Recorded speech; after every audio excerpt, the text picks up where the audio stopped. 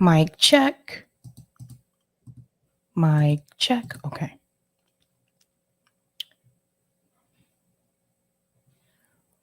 All right.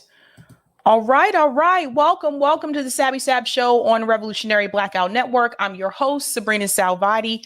Welcome back, guys, and happy Friday. I hope you're excited about the weekend. I know I am. I have a couple of stories that I do want to cover tonight. I'm not sure if you guys have heard recent developments, which I think is really important and worth discussing. We're going to discuss Joe Biden's impeachment. So yes, that is starting. I do have recent updates in reference to that. And I'm also going to talk about Robert F. Kennedy Jr. It seems that he's finally realizing that the DNC rigs primaries, which we warned him about, right? So we're going to get into all of that. I want to go ahead and show the thumbnail. So you'll see here, there's Joe Biden looking outside the window. Shout out to Erin for this. She does a really good job.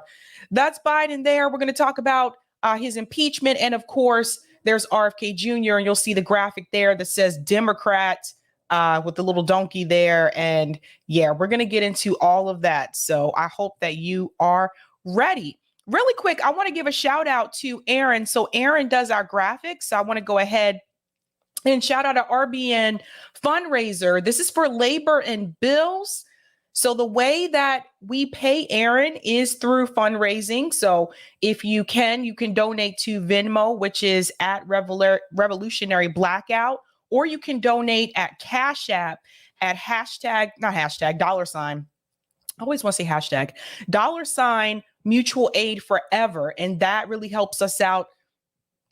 That helps us pay Erin. Like I said, like she's doing a great job with these graphics, and she actually did this one too. So I do not have the talent that Erin has. So we're very, very thankful for her. Want to give shout outs really quick to people in the chat. Shout out to Kyle Woolley for becoming an RBN member. Let's give Kyle a big whoop whoop. Thank you so much, Kyle. Bryce says, looking forward to the interview, Sabby. Happy Friday, everyone. Thank you, Bryce. Desert Mantis says, dang, early again. Yeah, I usually on RBN, I usually go live at 6. But yeah, shout out to Mastermind Ira says, hello, fam. Greetings, Pachico says, yay, Sabby. What's up, Wary says, hey, everybody. Greetings, Rick says, hey, y'all. Shout out to Mika says hello to Wary. Wary, you're popular. You know that. I hope you know. Shout out to Drew. Are you going to talk about Erin too? Who's Erin? Erin who? You'll have to tell me in the chat. I don't know. Don't know who you're referring to. And shout out to Roger. No, Rockfin. Rockfin? I don't know what's going on with Rockfin. Let me double check. Let me just real quick. I know yesterday I had issues with Rumble on both channels. I don't know what was going on with Rumble yesterday, but let me just double check Rockfin. Sorry.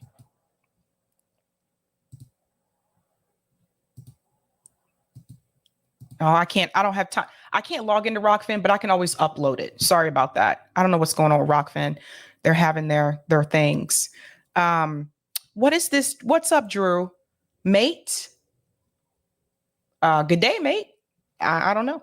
Let's go ahead and get into the first story, which is Joe Biden's impeachment. So I'm sure you've heard the news that the GOP has decided to go ahead and move forward with Joe Biden's impeachment. There's a lot going on right now. We have the Hunter Biden indictment along with the Ukraine business dealings. That laptop is still floating around there somewhere. And then we also have this issue that it has now been stated that the Washington Post recently in an op-ed is saying that they don't think Joe Biden should run again at all. I don't disagree.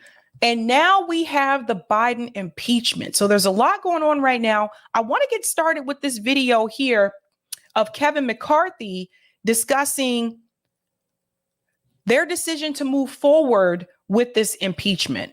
Let me go ahead and make this a little bit bigger for you guys. And let's go ahead and dive right in. That they bribed the Bidens, okay? This was given to the FBI. When Bill Barr finally found out about it, he sent it to his office in Philadelphia. They actually said that this was very credible. The FBI kept this from the IRS individuals for them ever to see it.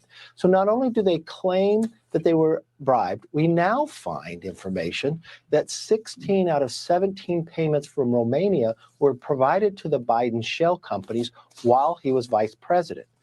When President Biden was running for office, he told the American public that he's never talked about business. He said his family has never received $1 from China, which we now prove is not true. We now have some of the most credible whistleblowers.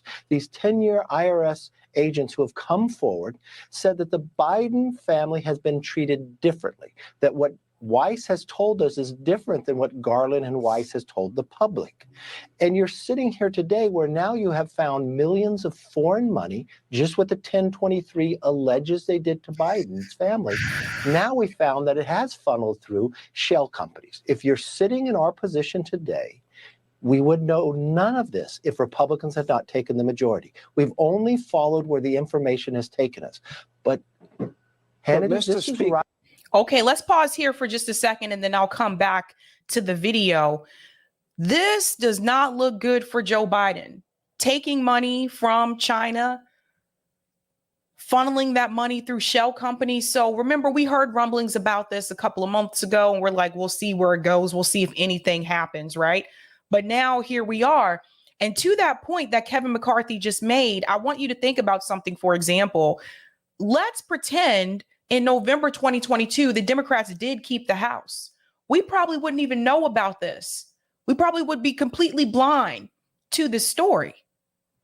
So this is really interesting. I don't know what the Biden administration has to say in reference to these allegations, but I'm just going to go ahead and tell you this. When it comes to finances, I'm pretty certain that they have enough evidence to say that Joe Biden did something wrong when it comes to taking money from foreign nationals. Now, the thing is the part that's really important, I want you to really understand, is that this just goes to show you once again that both Biden and Trump are corrupt, both of them.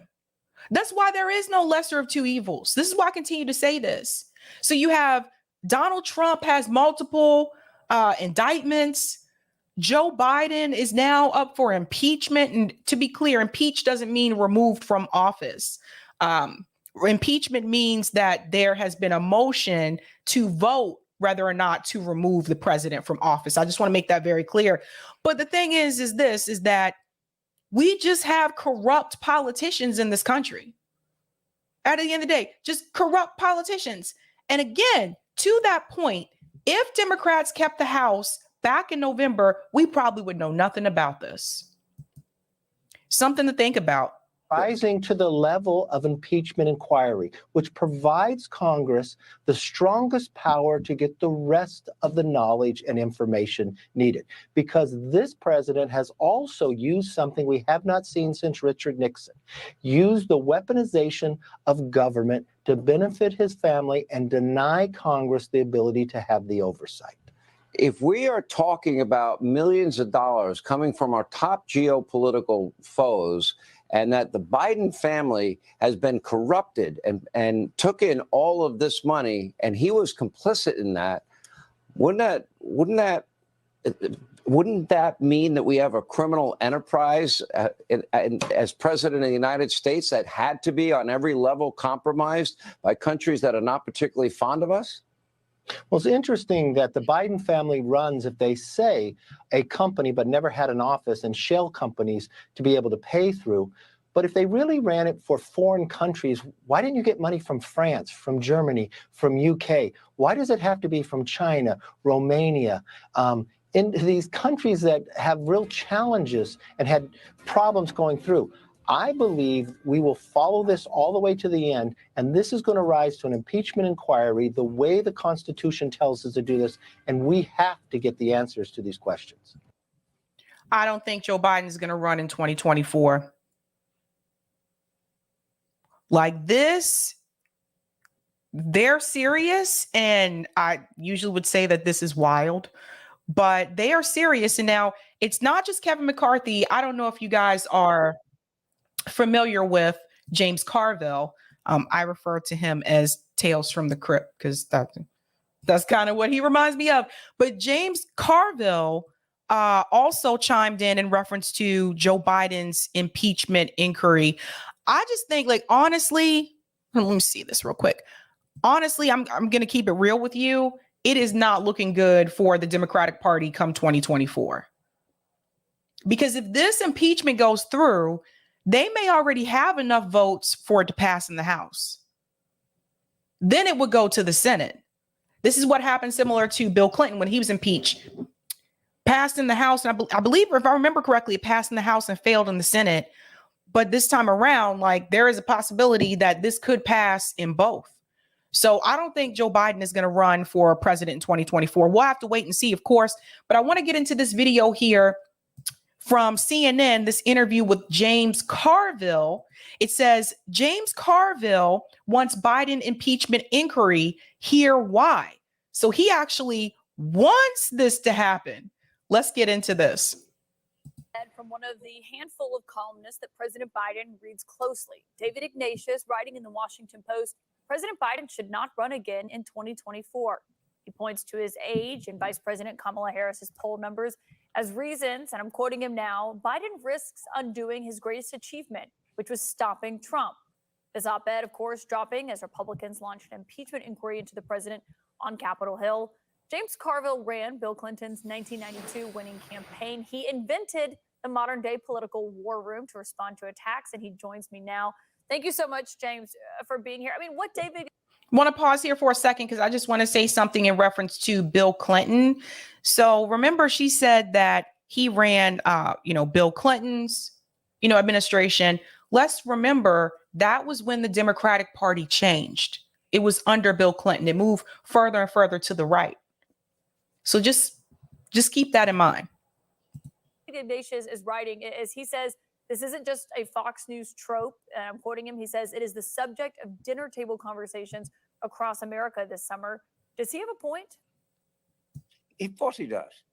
I mean, plenty of things I can come on your program and say that's just Fox News made up stuff. We need to pivot and segue to the real issues and talk about infrastructure, education, or something else.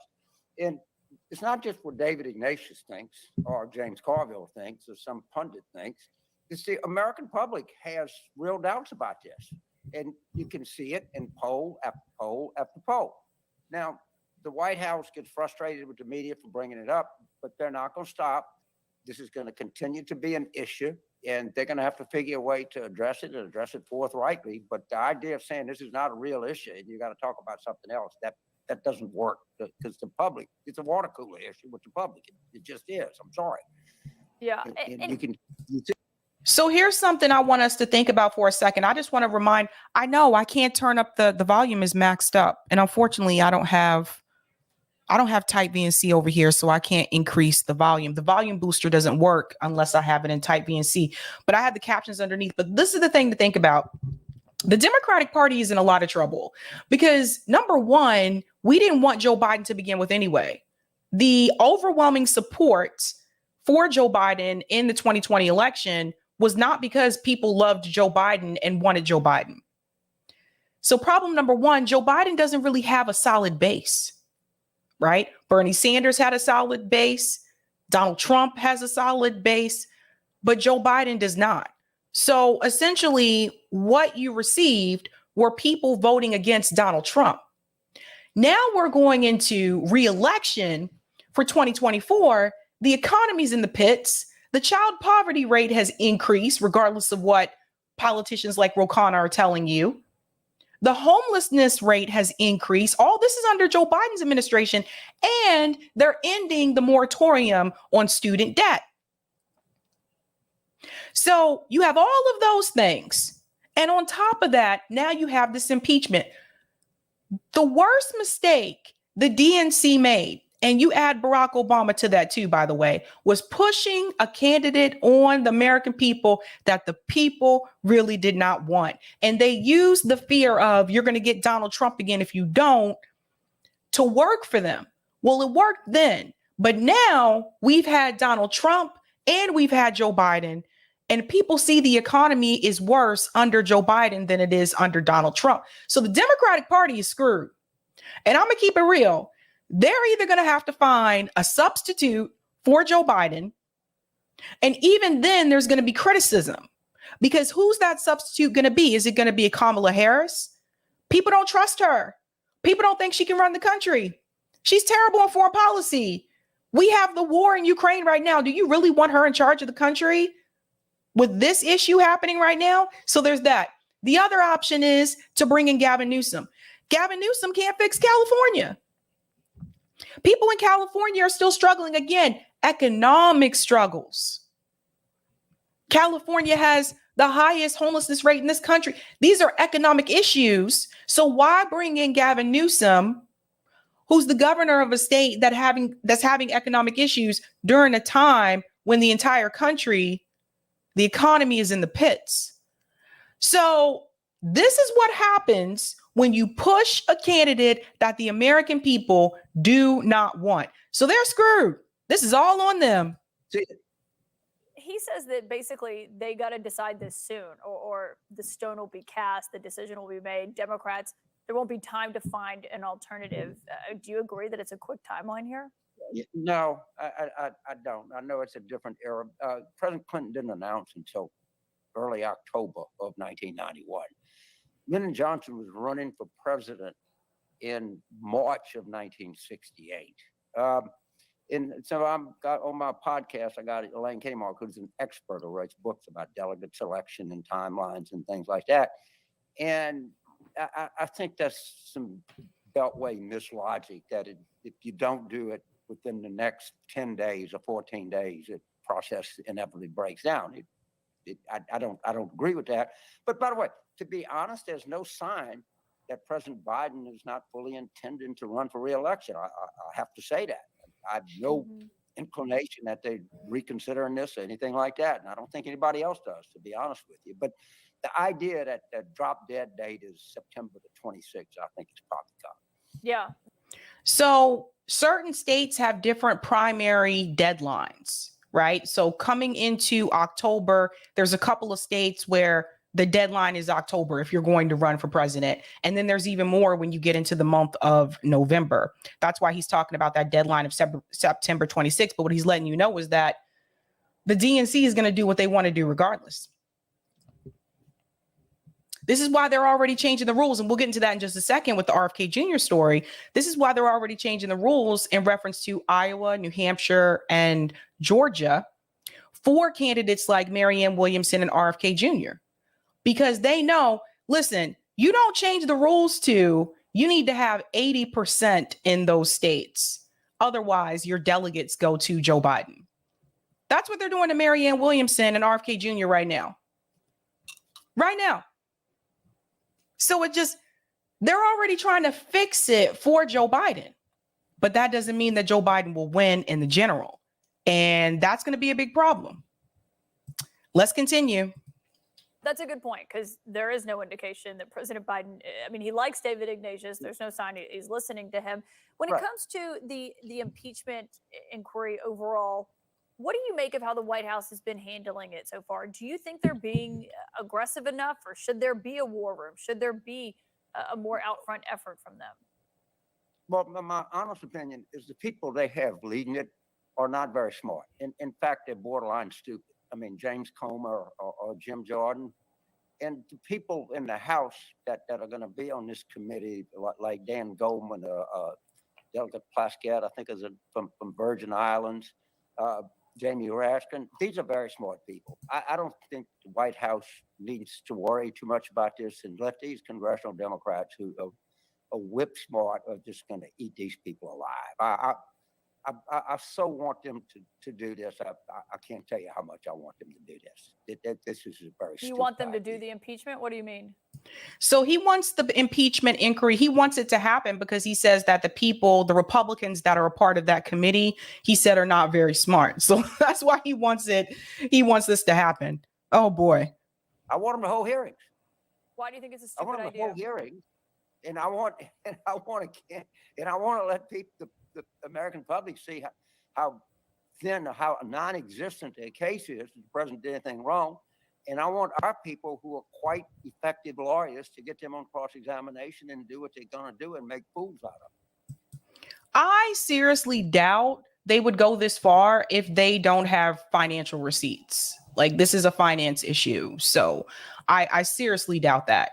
If they have evidence to prove that money came from China and was, inserted into shell companies under the Biden family, if they have receipts that actually show that, Joe Biden is screwed.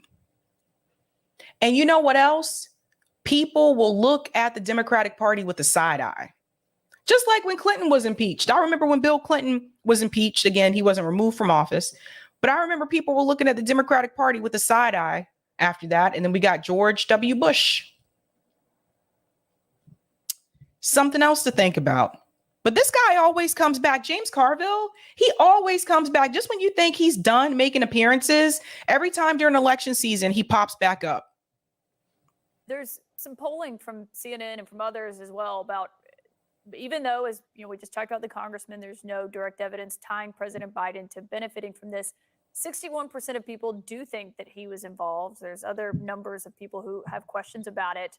Do you not think that those hearings could raise those numbers, could change that? What's your sense? I think it would change it. I think it would drive it down because the public would pay attention to the hearings and they would see front and center how vapid and useless this entire endeavor is when it comes to the president doing anything wrong. I mean, how much more can you embarrass Hunter Biden? But there is zero evidence that the. Let me pause for a second. When he says, how much further can you embarrass Hunter Biden embarrassed himself. Hunter Biden embarrassed himself with that laptop, with the videos that he had on that laptop, with the financial documents that he decided to put on that laptop. He has embarrassed himself. Not the Democratic Party, not the Republican Party, not the American people. This is something that he did. And it is really ridiculous to sit here and listen to James Carville try to make it seem like this is someone else's fault. No, it's Hunter Biden's fault. But he just feels like Hunter Biden should not be embarrassed. Why? Because he's Joe Biden's son. This is the clown show. This is the clown show. Let's go back a little bit because I stopped it right when he was starting. How vapid and useless this entire endeavor is when it comes to the president doing anything wrong. I mean, how much more can you embarrass Hunter Biden? But there is zero evidence that the president had not made a single penny out of this. And they're going to drive that point home, Caitlin. They're going to drive it home hard. And our people in the House, I have a great deal of not so much affection for them, but respect for their legal expertise. I would not want Dan Goldman to cross-examine me. I really wouldn't. I don't want to put words in your mouth, but it sounds like you're saying you think impeachment could be a good thing. Is that right? That is correct. You're not putting words in my mouth. You're saying, during the Civil War, when the Sherman marched in Atlanta, they told him that John Bell Hood was taking the Confederate Army north. He said, good, I'll send them rations. Let them go. Great. And that ended up at the Battle of Franklin, which was an utter disaster. And that's just what they're walking into. Yeah, I actually think I was happy when McCarthy got out there and said that. I thought, wow, how could we get so lucky? So I just want to remind everyone, when the Democratic Party decided to try to impeach Donald Trump lost re-election. Just a reminder.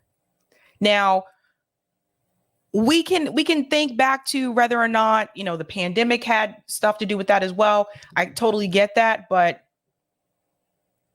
it does say something about your character.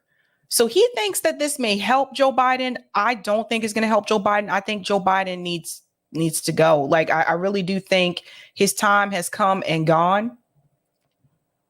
Let me just put this over here. His time has come and gone. He's having difficulty talking. He's having difficulty speaking at these political engagements. It's very obvious that Joe Biden is not fit to lead this country anymore. So with or without an impeachment, the American people can see that. Something to think about. Let me go to some of the comments here in the chat.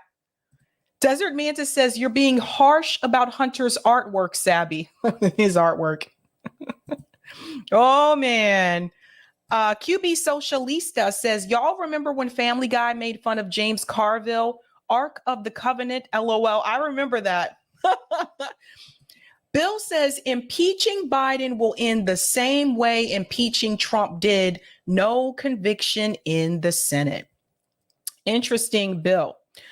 Mika says, oh, I'm sorry. I thought you meant mate. Like, okay. Aaron Mate. What about it? Did I miss something? Let me know. You could put it in the chat. I don't know if I missed something. Interesting. Okay, let's get into this discussion here in reference to RFK Jr. So when RFK Jr. first announced that he was running through the Democratic Party, I covered that announcement on the ground here in Boston, and I said it's a mistake to run through the Democratic Party, especially given the fact that you have a challenger who is already sitting in the White House who is a Democrat. I told people that the DNC was going to rig this just like they did Bernie Sanders. But RFK Jr., and given the fact that Dennis Kucinich is his campaign manager, and Dennis Kucinich served in Congress, for those who are not aware, he was considered the progressive back then, by the way. Dennis Kucinich knows exactly how the DNC works. And I say that because the DNC was tired of Dennis Kucinich progressive ramblings, so to speak. So they decided the best way to get rid of him was to redraw his district so that he didn't have one. That's how he lost. It's crazy, but these are the things they do.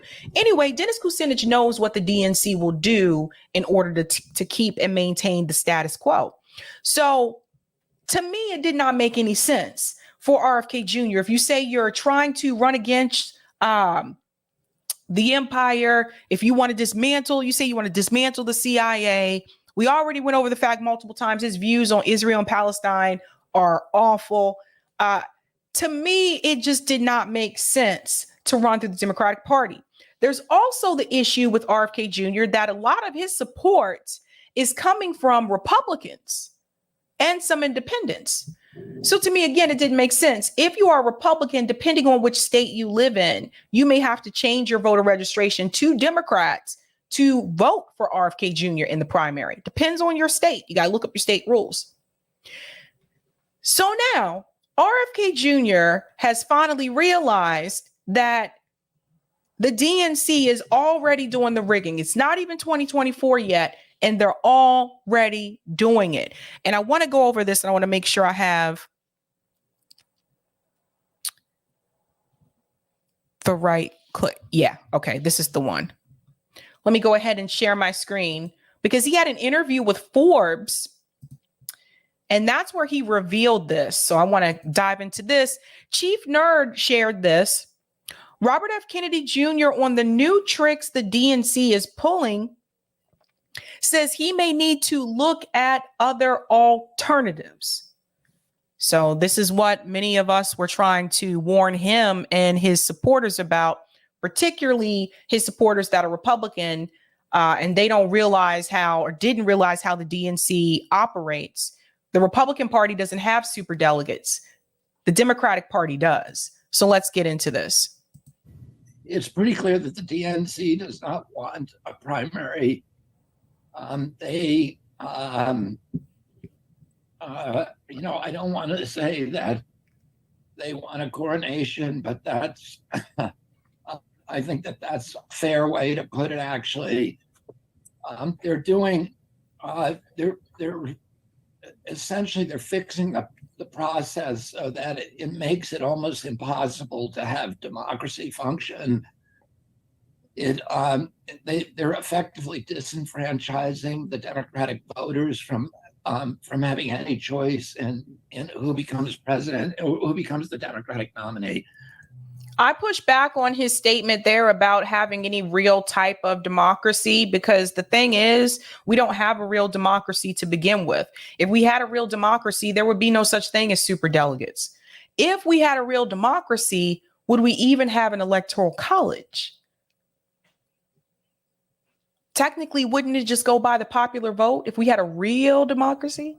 If we had a real democracy, third party candidates and independent candidates wouldn't have to struggle to get on the ballot. So two of the things they've done to date is they've moved the Iowa primary. They've made rules that if anybody campaigns in Iowa or any candidate sets foot in the state of Iowa or sets foot in the state of New Hampshire, then none of the votes that are cast for that candidate will be tallied. Let me pause there. So why is that a problem in reference to him? Because he has been in Iowa, more heavily in New Hampshire. That's my neighbor to the north. He has been there quite a bit. And they were the first two the primary states, right? In the Democratic primary, it was Iowa and then New Hampshire. Remember, the Democratic Party changed the rules. And now they've made it so that South Carolina is the first early primary state. So what people like RFK Jr. and Marianne have started to do is, well, let's focus heavily on Iowa and New Hampshire anyway, because those states have decided, regardless of what the DNC says, we're still going first like we usually do, and we'll just pay the fine. So now what the DNC is trying to do is they're trying to penalize Iowa and New Hampshire, and of course, RFK Jr. and Marianne Williamson, because again, the DNC makes the rules. In other words, any delegate that I win in New Hampshire or Iowa would go instead to the president. And now they're trying to change it so that if I campaign in New Hampshire, that none of the votes cast for me in Georgia will count. And that. Okay. Let me back up just a little bit because I stopped him too soon the last time. In other words, any delegate that I win in New Hampshire or Iowa would go instead to the president. Any vote he wins in New Hampshire or Iowa would go to Joe Biden if he steps foot in those states, which he's already been in those states, but he's been in New Hampshire the most. So no, that's not democracy. Isn't that crazy? How can you take someone else's votes and give it to another person? That's the DNC. Not to mention, most people that I've spoken to don't even know that RFK Jr. and Marianne Williamson are even running for president. And now they're trying to change it so that if I campaign in New Hampshire, that none of the votes cast for me in Georgia will count. And that's significant because it's hard to win the nomination without Georgia. What is the logic? Well, they're rigging it so that it, effectively, we're looking at the tabulations now that look like if you add up all the super delegates that they control and all of the automatic delegates that just go to the party and go to the president, I would have to win almost 80% of all of the states in order to beat President Biden, even if. Let me pause there for a second. So he would have to win 80% of all of the states, which I think we all know is not going to happen. What kind of BS is that? But we tried to warn, I can tell you the number of times we tried to warn RFK Jr., Marianne Williamson, that this is what they were going to make it so that you would not be on the debate stage. Number one, I was right about that, by the way. When people said, oh, we'd love to see them on the debate stage, I said, there's not going to be any debate. The president of the United States is under no obligation to actually debate a primary challenger. Donald Trump didn't debate any of his primary challengers in 2020. And Joe Biden is not going to debate any of his primary challengers going into 2024. They're not obligated to do so.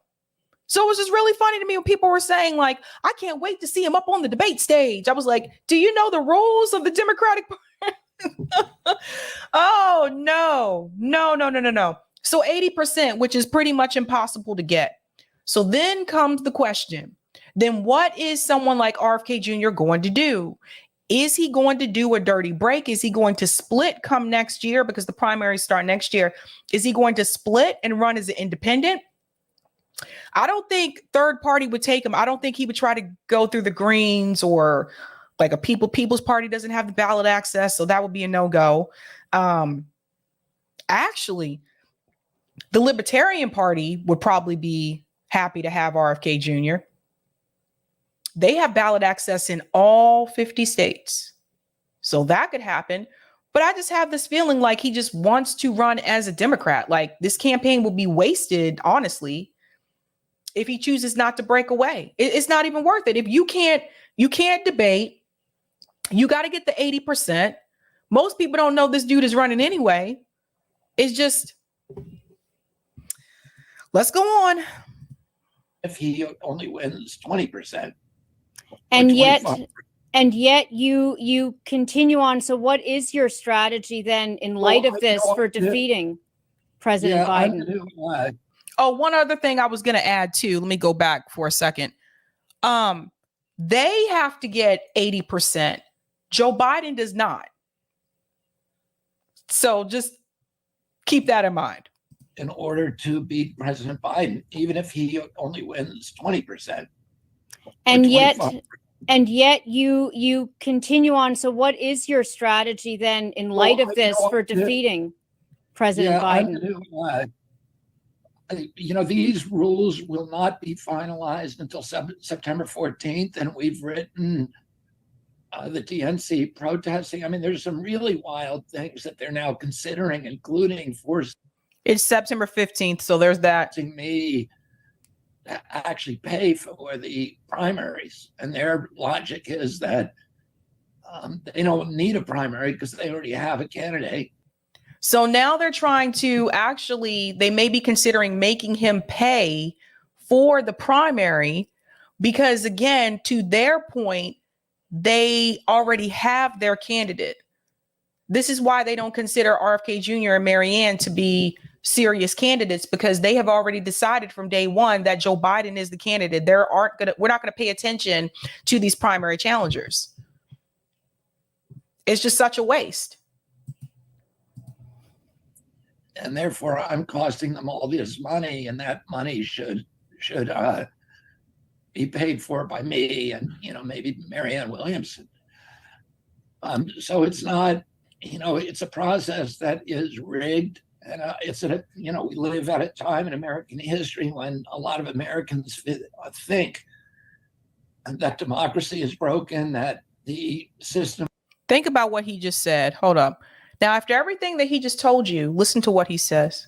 So it's not, it's a process that is rigged. And we live at a time in American history when a lot of Americans think that democracy is broken. Now, he just told you all of that. And he told you that we have a process that is very rigged. Then he says Americans think democracy is broken. It is. It is. There is no real democracy. And after everything that he just told you, he's just like, well, Americans think. I think RFK Jr. is too smart for this. I think he knows better. That the system, the political system is rigged, and that there's not really any democracy. And unfortunately, the DNC is taking a lot of steps that confirm that outlook. If the DNC, let me just say this for a second. He said they're taking steps that confirm that outlook. The DNC confirmed that many elections ago. You were very familiar with what happened to Bernie Sanders, and I'll show you that in just a second because he has that tweet as well. He was very familiar with what happened to Bernie Sanders. So this was already confirmed. He knows that. I just don't understand what kind of game RFK Jr. is trying to play. And now, because most of his support, this is what I was trying to tell people, he avoided left independent media like the plague. And by left independent media, I don't mean people who host the show and they're leftists. I mean, like their audience for the most part is left. And he avoided it. I didn't see RFK Jr. on Useful Idiots or the Katie Halper show. He wouldn't go on he still hasn't gone into the gray zone to talk to Max Blumenthal. I'm not even talking about my show. I'm not even talking about RBN. I'm talking about the larger shows that he has actively avoided.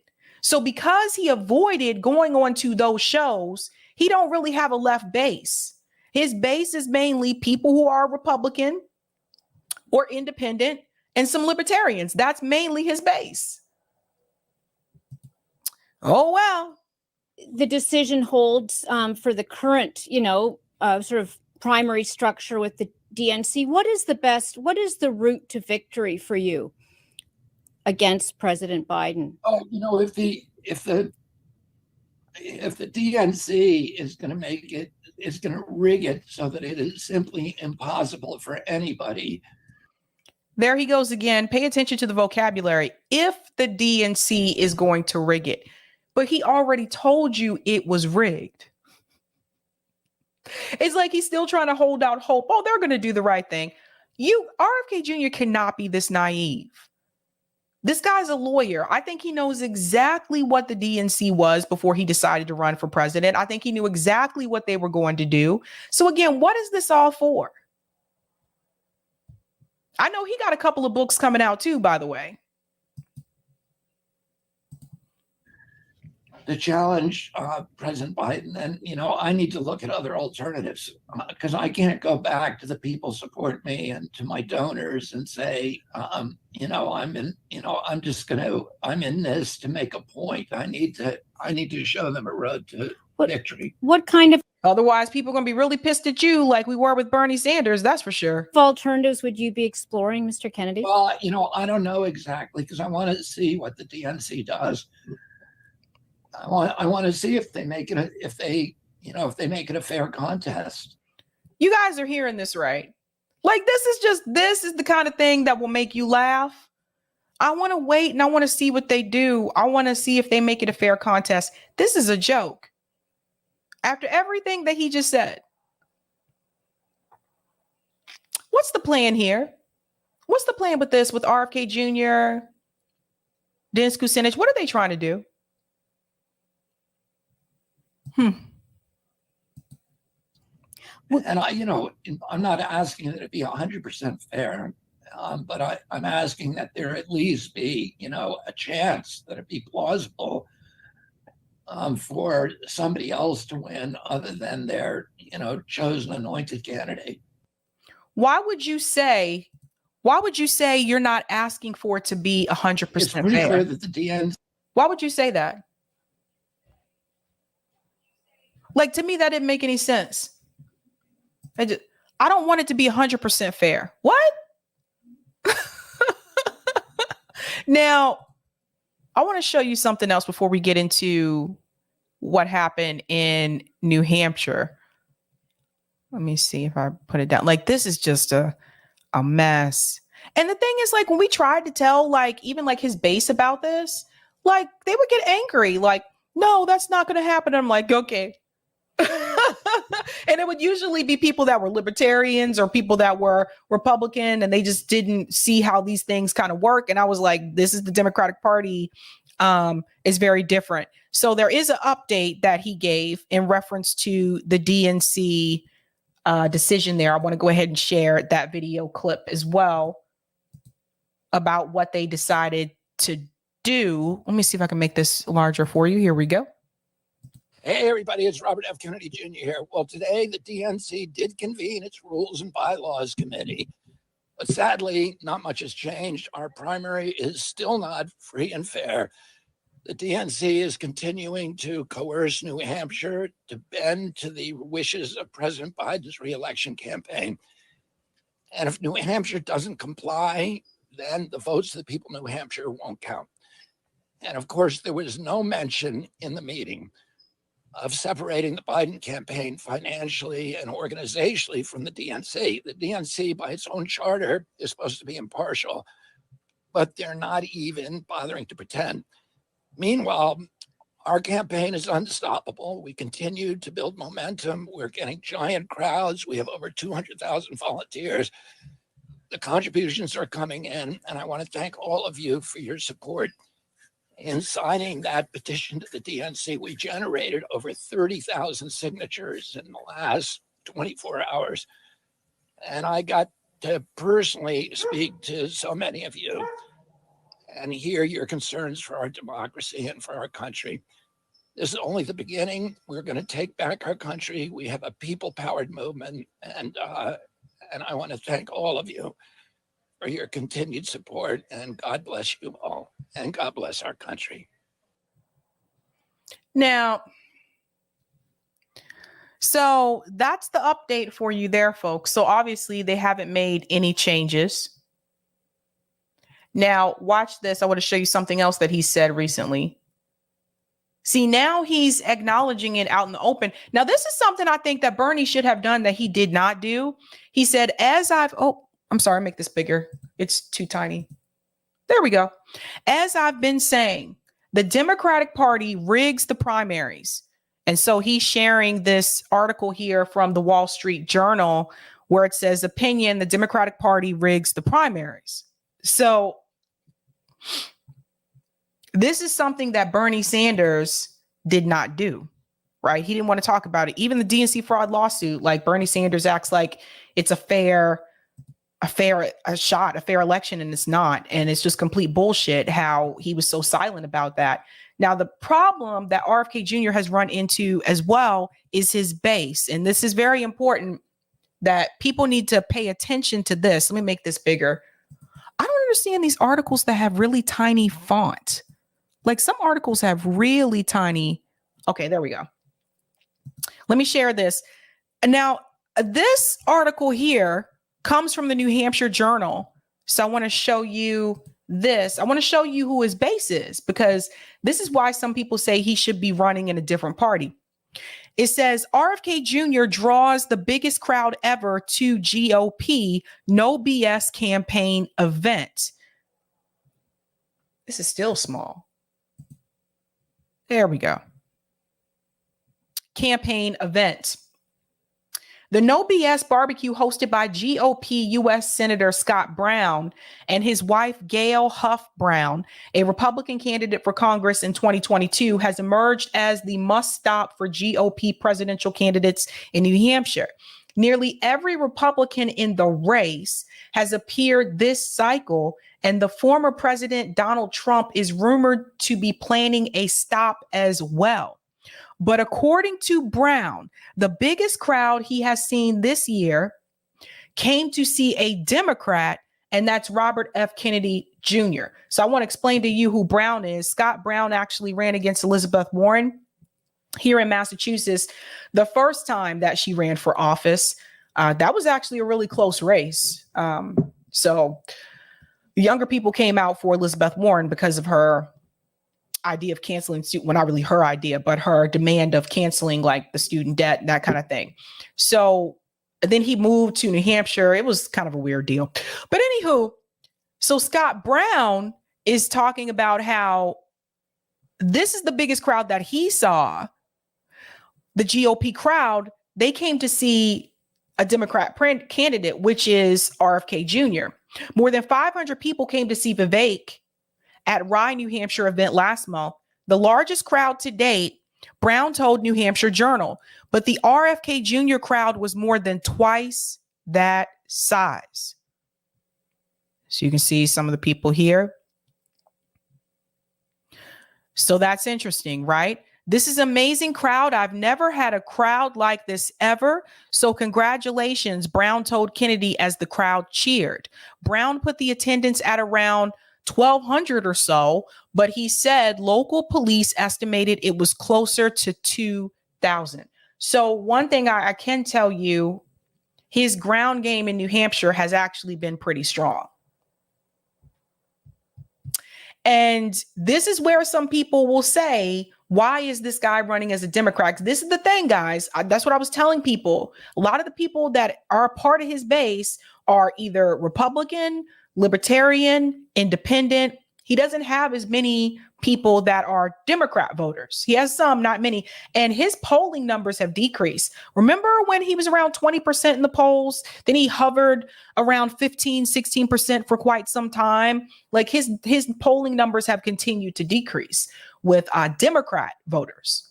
So that's something to keep in mind. Kennedy delivered his remarks and answers questions for just over an hour. Then he took selfies with everyone who wanted one. Many attendees were from Massachusetts and Maine, and most spoke to the New Hampshire Journal, said they were traditionally Republican primary voters. So that's RFK Jr.'s base for the most part.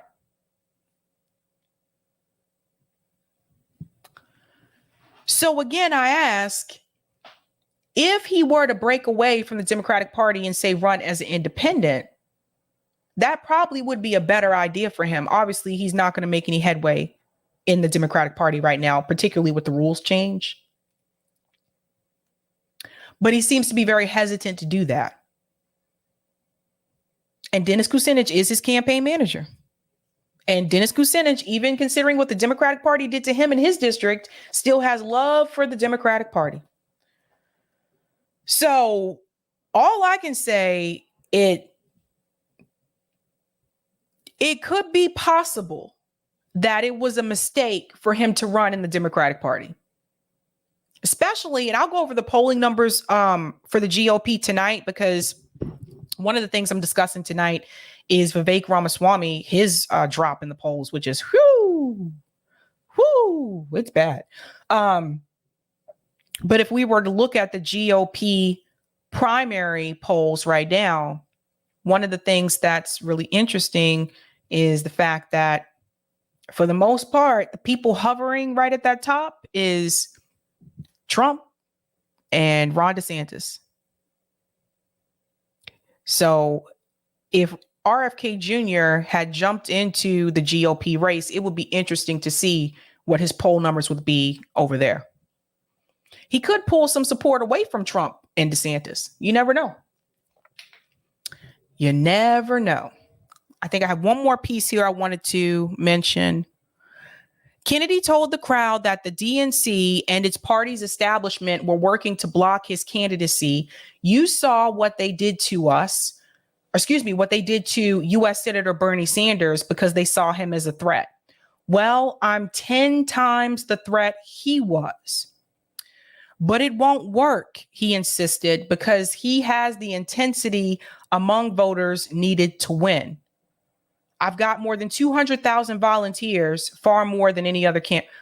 Okay, it won't work because he has the intensity among voters needed to win. Bernie Sanders had thousands and thousands of people. Bernie Sanders rallies, he was filling stadiums. And it worked against Bernie Sanders. Bernie Sanders was polling around 40%. So I think RFK Jr. may be overestimating how much support he has compared to how much support Bernie Sanders had.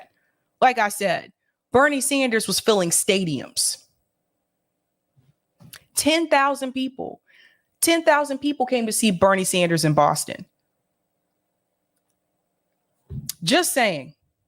But it appears that, like I predicted, they are going to make sure that RFK Jr. has no chance, and they're going to make sure also that Marianne Williamson has no chance.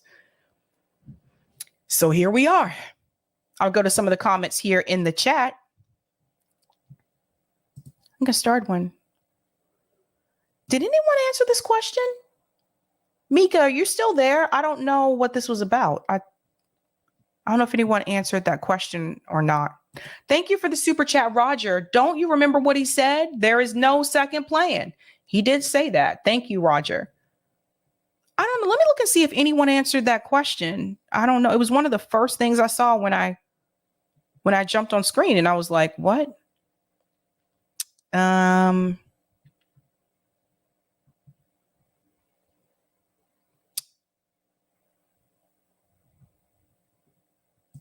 Cheryl says RFK Jr. has a definite strategy. He has a very, very good lawyer. He's going through the gauntlet because you can't just say it's bad without trying. Nah, after what happened to Bernie, you really can. You really, really can. I'm sorry. What's that, Monarch? Dennis Kucinich may as well be a Republican too. Interesting. Dennis Kucinich has a different opinion on Israel and Palestine than RFK Jr. does, FYI. Like, he stood up for the Palestinian people when it was not popular to do so on the national stage. That's why I didn't understand why he was the campaign manager for this campaign. But Marnock says Republicans and libertarian crypto gurus do not want to challenge Bitcoin and capitalism. That is an interesting point there, Monarch. I'm sorry, guys. I'm trying to look for the answer to this because you guys said, okay, someone asked me when I first started, am I going to talk about what happened to Aaron? And I'm asking, like, what did I miss? I don't know. I don't know if Mika is still here, so I don't know what happened. Aria said Biden censored RFK Jr. his second day in office. LOL.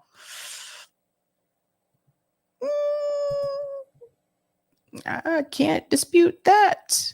Cannot dispute that. What's that, Bryce? I wonder if it has anything to do with his book, Savvy. I don't know, man. Where do you guys even hear this stuff? Because, like, I'm not, I don't spend that much time on Twitter these days, so a lot of times I just tweet and hop off.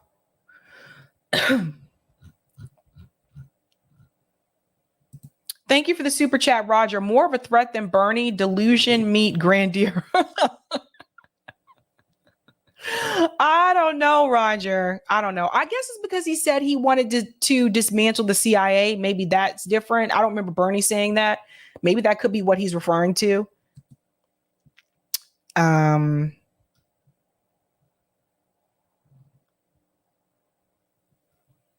What is this? Thank you for the super chat. Okay, Ami 003. Sister Sabby, I actually think RFK is banking on Biden not running next year. Nothing else makes sense. I think he's banking on Biden becoming such a liability, he loses the donors. Then he steps in. Oh.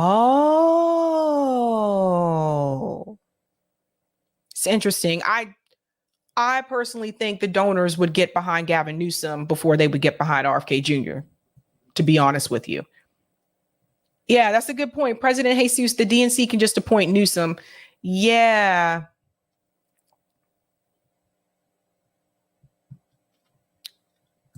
E. Heller says the DNC is not going to let RFK Jr. step in.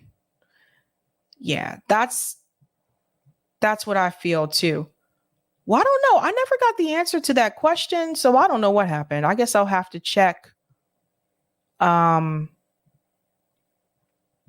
have to check social media, but I don't don't really care to be honest. I don't really care to. I think Twitter is a cesspool of mess. That I think the same thing, Jonathan. The DNC will install Newsom to replace Biden. That's what I think may happen. Even though Gavin Newsom has said repeatedly that he's not running for president, but you know, things always change, right? Things always change. All right, guys, that is my time. Again, I just want to shout out our fundraiser for Aaron. Why did it blur like that? Oh, because I changed the thing. Our fundraiser for Aaron. Let me come back out. I think one of these is blurry and I forget why. Okay, this one is not blurry.